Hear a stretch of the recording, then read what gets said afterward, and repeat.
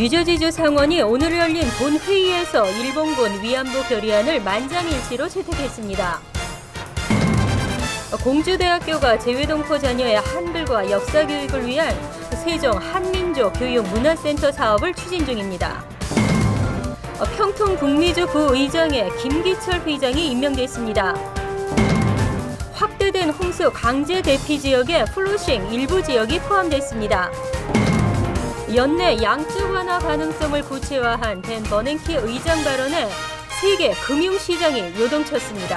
이상은 이 시각 주요 뉴스입니다. 여러분 안녕하십니까? KBN 뉴스입니다.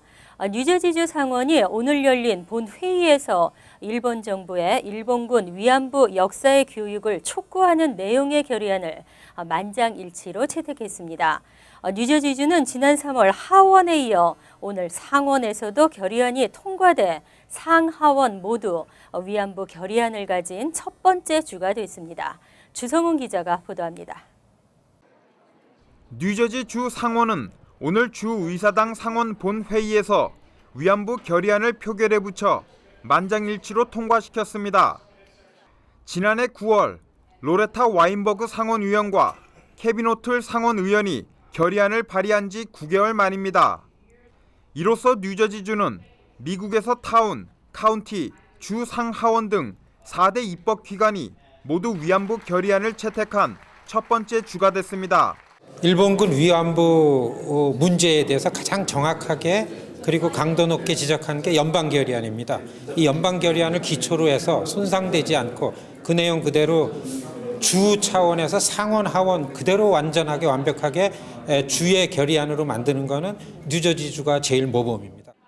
결의문은 위안부는 1932년부터 1945년 사이 일본군에 의해 강제 동원된 성적 노예를 일컬으며 한국, 중국 등을 포함해 태국, 베트남, 인도네시아, 말레이시아, 필리핀, 호주, 네덜란드 등지에서도 여성들이 동원됐다고 명시해 위안부 문제가 국제적인 인권 유린의 범죄임을 강조했습니다. Something that history has to recognize, because in order to make sure we don't do those things ever again, we have to recognize what we did wrong. As I said before, Senator Weinberg and I have a difference of a lot of opinions, but we stand shoulder to shoulder with the Korean Americans, the Korean community on this issue. We're all humans, and we need to be treated with respect and dignity. And by bringing attention to these horrible acts, it really makes it harder for it to see it ever happen again. 또한 결의안은 위안부 피해자들을 지지하며 일본 정부의 역사적인 책임 인식과 재발 방지를 위한 후세 교육을 촉구하라는 내용도 담겨 있습니다. KBN 뉴스 주성훈입니다.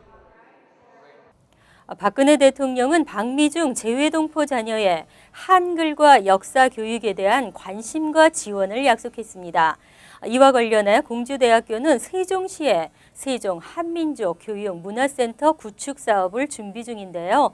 공주대학교 일행이 뉴욕을 방문해 구체적인 사업 계획을 밝혔습니다. 금홍기 기자가 취재했습니다. 뉴욕을 방문 중인 서만철 공주대학교 총장 일행은 재외동포 교육 활성화를 위해 세종시에 추진 중인 세종 한민족 교육문화센터 구축 사업에 대해 설명하고 한인사회에 적극적인 협조를 당부했습니다. 공주대는 2009년부터 한국에서는 유일하게 정부로부터 지원을 받아 재외동포들을 위한 교육 사업을 실시하고 있습니다. 서 총장은 세계 한민족 교육문화센터 건립으로 전 세계 재외동포 자녀들에게 꿈과 희망을 주고 싶다며 문화센터 건립 취지를 밝혔습니다.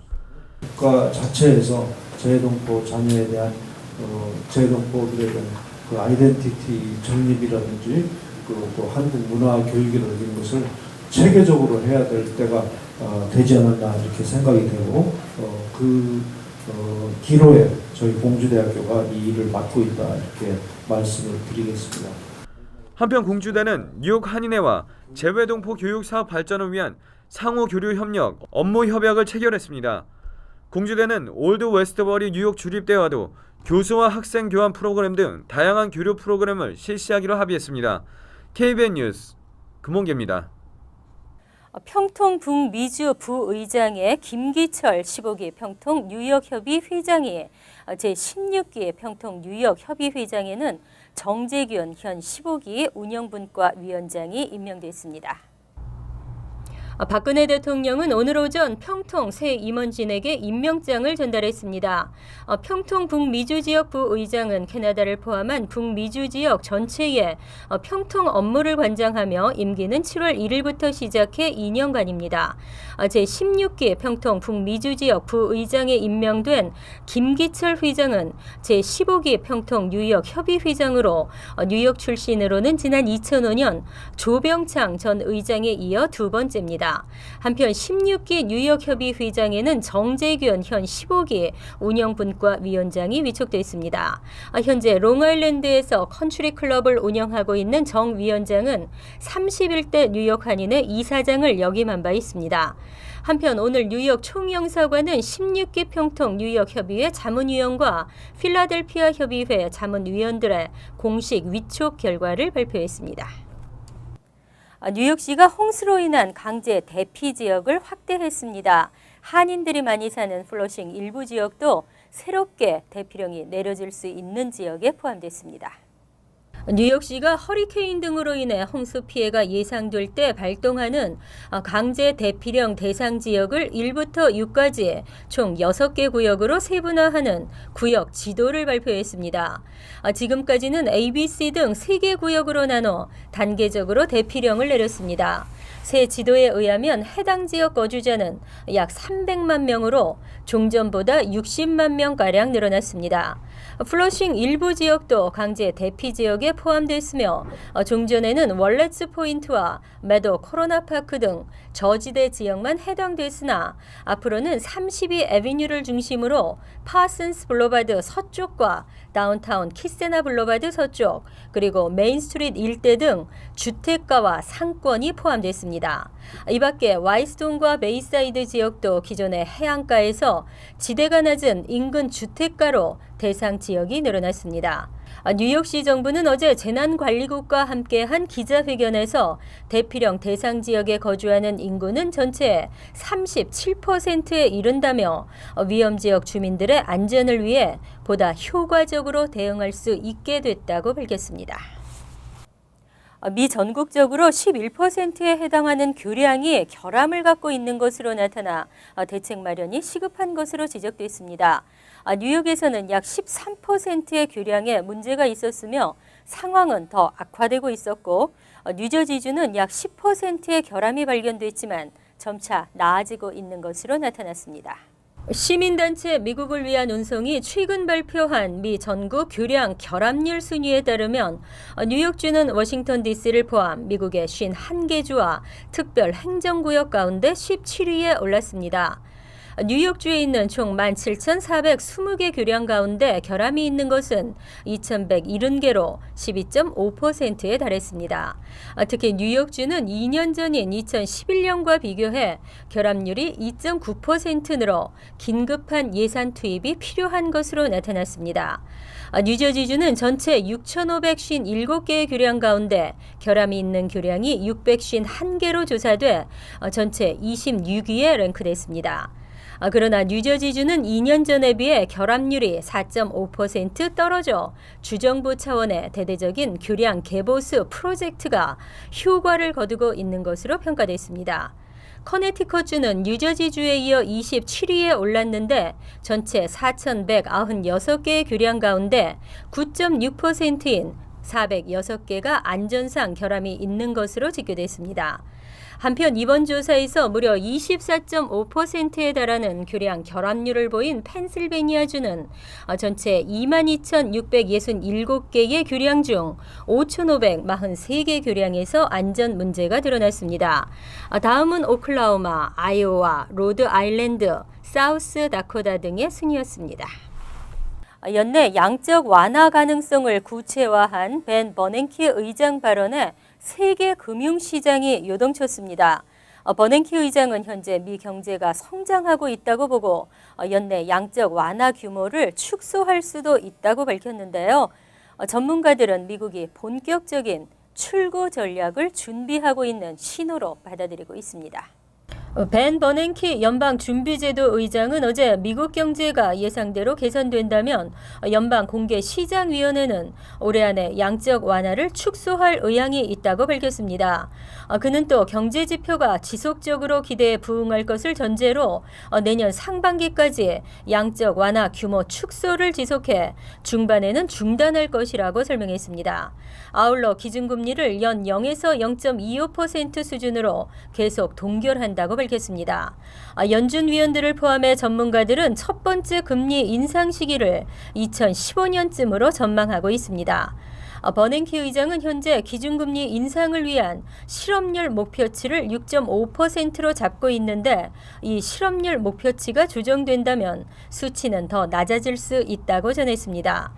연준은 이날 이틀간의 정례 회의를 마치면서 발표한 성명에서 월 850억 달러 규모의 채권을 사들이는 현행 3차 양적 완화를 일단 유지하기로 결정했습니다. 한편 이날 뉴욕 증시는 큰 폭으로 떨어지면서 마감했습니다. 미국 생활에서 가장 중요한 것 중 하나가 크레딧 쌓기인데요. 정부 보증 주택 구입 모기지 융자를 받은 신청자의 평균 크레딧 점수가 697점인 것으로 나타났습니다. 모기지 시장 분석업체 엘리메이는 어제 지난 5월을 기준으로 대출 승인이 완료된 사례와 그렇지 않은 사례 150만 건의 융자 신청 데이터를 분석해 신청자의 평균 크레딧 점수를 집계했습니다. 그 결과 클로징을 위해 필요한 평균 크레딧 점수는 743점으로 산출됐습니다. 이는 지난 1월에 749점에 비해서는 6점 낮은 것이며 전달의 742점보다는 소폭 상승했습니다. 정부 보증주택 모기지 융자와 일반 모기지 대출을 각각 살펴봤을 때 추산된 평균 클로징 크레딧 스코어는 각각 697점과 761점으로 나타났고 제6자의 경우에도 두 융자 모두 1월에 비해 요구 점수가 7에서 11점 하락하는 등 내림세가 뚜렷했습니다. 다만 신규 구입 점수는 이렇다 할 변화가 일어나지 않았습니다. EBT 카드, 저소득층에 음식을 보조해주는 전자식 푸드스탬프 카드인데요. 음식 구입과 함께 현금 보조 기능이 포함돼 있어 이를 악용하는 사례가 많았습니다. 앞으로는 이러한 EBT 카드의 남용에 대한 규제가 강화됩니다. 뉴욕주 상원은 어제 저소득층을 대상으로 식료품 구입을 지원해주는 충전식 EBT 카드로 식품 이외 담배나 주류, 복권 등을 구매하는 것과 도박에 사용하는 행위를 금지하는 내용의 법안을 가결했습니다. EBT 카드는 푸드스탬프 기능과 함께 현금 보조 기능이 포함되어 있습니다. 문제는 구입 품목이 명확히 규정되어 있는 푸드스탬프와 다르게 현금 보조는 푸드스탬프 구입 이외 품목인 비누나 치약, 학용품 등을 제한 없이 구매할 수 있다는 점입니다. 때문에 이를 악용하는 일부 수혜자들은 담배나 맥주 등을 사거나 심지어는 도박, 스트립 클럽의 카드를 사용하기도 한다는 지적이 잇따랐습니다. 법안을 상정한 톰 리버스 의원은 형편이 어려운 가정에게 도움을 주기 위해 마련된 EBT 카드를 악용하는 행위를 규제하는 법안이 없었다며 납세자들의 소중한 예산을 올바르게 사용해야 한다고 강조했습니다. 한편 연방정부는 각 주정부를 대상으로 2014년 2월까지 EBT 카드 사기 방지를 위한 제도를 마련하지 않으면 주정부의 현금 보조용 지원금을 끊겠다고 하고 있는 상황입니다. 때문에 지난해 통과가 좌절된 하원에서도 변화가 있을 것으로 기대되고 있습니다. 이상으로 KBN 뉴스를 마칩니다. KBN과 함께 즐거운 저녁 되시기 바랍니다.